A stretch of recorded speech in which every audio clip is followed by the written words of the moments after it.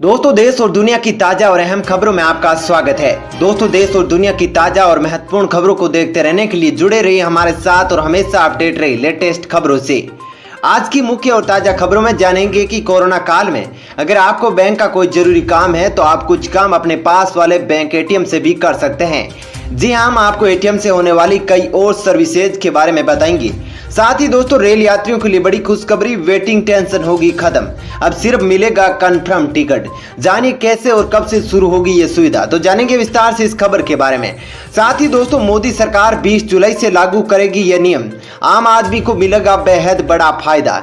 जी हाँ, तो जानेंगे इस खबर के बारे में। इसी के साथ दोस्तों, विद्यार्थी भाइयों, पतंजलि कंपनी और पबजी कैंप से जुड़ी भी कई बड़ी खबरें हैं जिसे हम इस वीडियो में बताएंगे।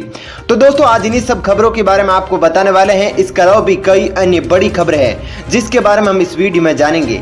तो दोस्तों, वीडियो को अंत तक जरूर देखें। साथ ही दोस्तों, वीडियो के बारे में आपकी जैसी भी राय हो कमेंट करके जरूर बताइए। साथ ही दोस्तों, हमारे जाबाज कोरोना वीरों के लिए दिल से कमेंट में जय हिंद वंदे मातरम जरूर लिखे। वहीं दोस्तों, वीडियो में आगे बढ़ने से पहले आपसे एक छोटी सी विनती है, इस वीडियो को लाइक और हमारे चैनल को सब्सक्राइब जरूर कर ले ताकि आपको ऐसी ही लेटेस्ट खबरें हमेशा मिलती रहे। तो चलिए दोस्तों, बिना देरी किए फटाफट से जानते हैं आज की सभी बड़ी खबरों को। पहली खबर, 20 जुलाई से पूरे देश में लागू होगा कंज्यूमर प्रोटेक्शन एक्ट, सरकार ने जारी किया नोटिफिकेशन। जी हाँ दोस्तों, कंज्यूमर प्रोटेक्शन एक्ट 2019 20 जुलाई 2020 से पूरे देश में लागू होगा। सरकार ने गुरुवार को कंज्यूमर प्रोटेक्शन एक्ट 2019 को पूरे देश में लागू करने का नोटिफिकेशन जारी कर दिया है। नया कानून कंज्यूमर प्रोटेक्शन एक्ट 1986 का स्थान लेगा। नए कानून में ग्राहकों को पहली बार नए अधिकार मिलेंगे। वहीं उपभोक्ता किसी भी उपभोक्ता न्यायालयों में मामला दर्ज करा सकेंगे। इससे पहले कंज्यूमर प्रोटेक्शन एक्ट 1986 में ऐसा कोई प्रावधान नहीं था। वहीं बता दें कि मोदी सरकार ने इस अधिनियम में कई बदलाव किए हैं। इसे लागू हो जाने के बाद अगले 50 साल तक देश में कोई और कानून बनाने की जरूरत नहीं पड़ेगी। चलिए दोस्तों, जानते हैं अगली खबर।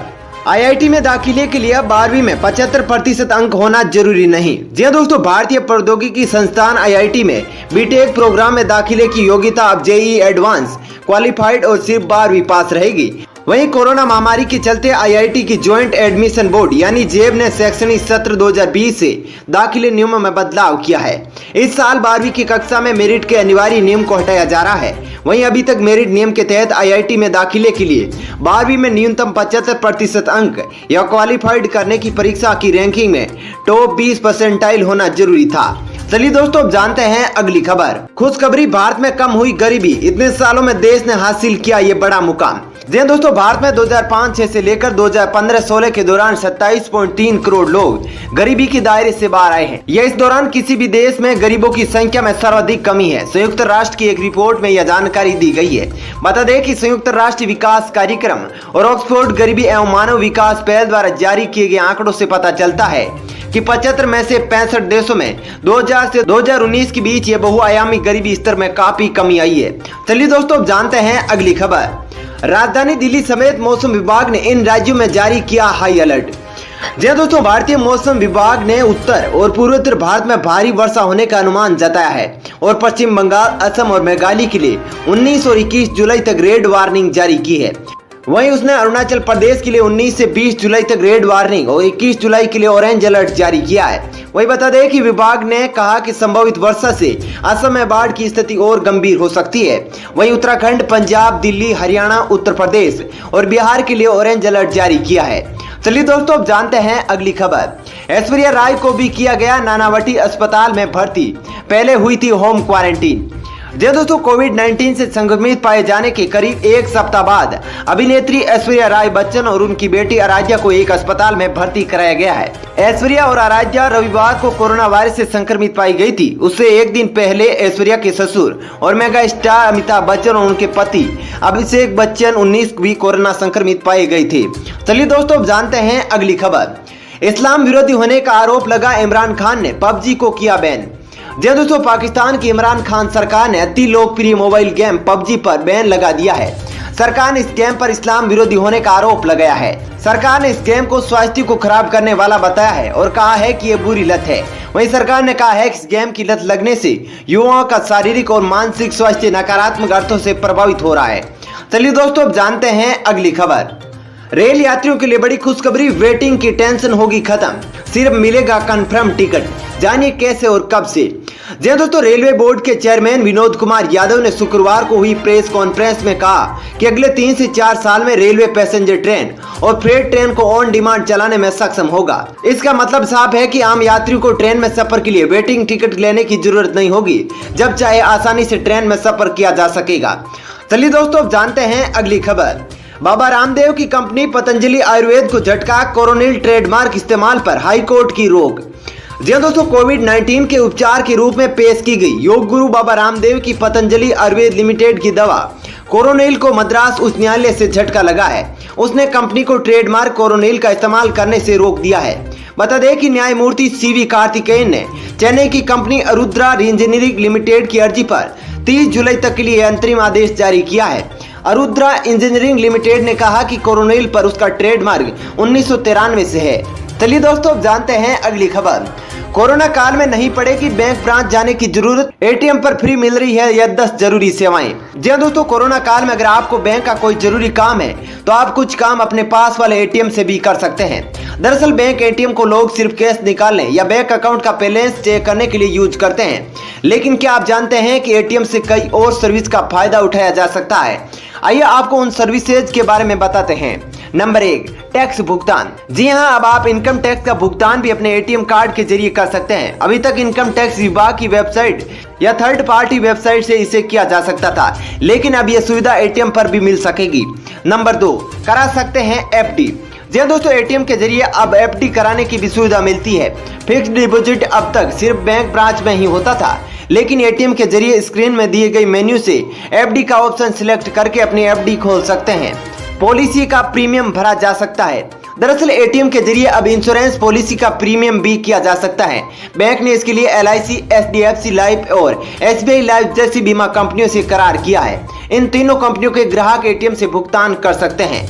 नंबर 4, आसानी से ले सकते हैं लोन। जी हां, अब पर्सनल लोन के लिए एटीएम से भी अप्लाई किया जा सकता है।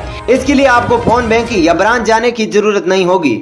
बता दें कि कई प्राइवेट बैंक एटीएम के जरिए अपने ग्राहकों को pre approved personal loan offer करते हैं। इसी एटीएम के जरिए निकाला जा सकता है। लोन की रकम की गणना एडवांस एनालिटिक्स के जरिए की जाती है।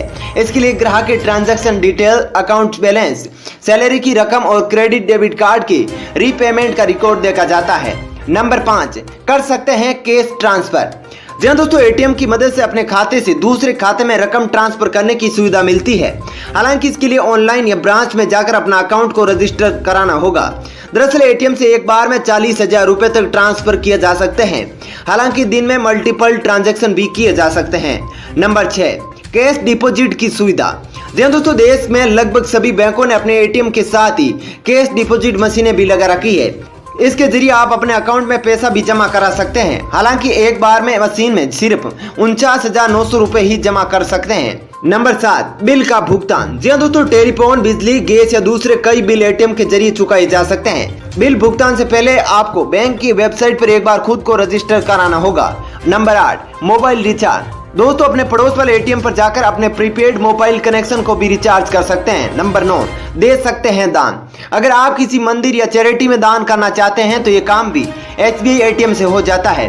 दरअसल SBI एटीएम आपको वैष्णो देवी, शिरडी साईं बाबा, गुरुद्वारा तख्त साहिब या नांदेड़, तिरुपति, श्री जगन्नाथ पुरी, पलानी तमिलनाडु, रामकृष्ण मिशन, काशी विश्वनाथ, तुलजा भवानी और महालक्ष्मी मंदिर जैसे कई अन्य मंदिरों व ट्रस्ट को दान करने की सुविधा दे रहा है। Number 10, cheque book request.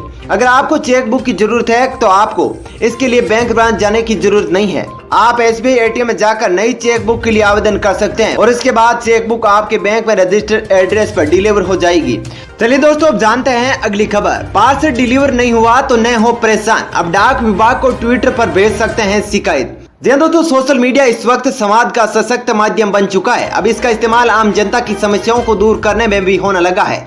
दरअसल भारतीय डाक विभाग भी अब सोशल मीडिया के जरिए अपने ग्राहकों की परेशानी को हल निकालने की कवायद करने लगा है। इसी कड़ी में विभाग ट्विटर के जरिए अपने कस्टमर्स की परेशानियों का समाधान कर रहा है। दरअसल भारतीय डाक विभाग दुनिया का सबसे बड़ा पोस्टल नेटवर्क है। रोजाना लाखों डिलीवरी करने का भार विभाग के कंधों पर होता है। इसी बीच पार्सल न पहुंचने से लेकर अन्य समस्याओं तक विभाग ट्विटर के जरिए सुन रहा है और उनका तत्काल निराकरण भी कर रहा है। यदि आपको भी पार्सल डिलीवरी से लेकर कोई समस्या है तो आप ट्विटर पर इसकी शिकायत कर सकते हैं। चलिए दोस्तों, फिलहाल इस वीडियो में इतना ही। ऐसी ही खबरें देखते रहने के लिए आप हमारे चैनल को सब्सक्राइब कर ले। साथ ही दोस्तों, वीडियो के बारे में आपकी जैसी भी राय हो कमेंट करके जरूर बताइए। और दोस्तों, यदि आप भी हमारी मेहनत को सपोर्ट करना चाहते हैं तो इस वीडियो को लाइक और शेयर जरूर करें। धन्यवाद।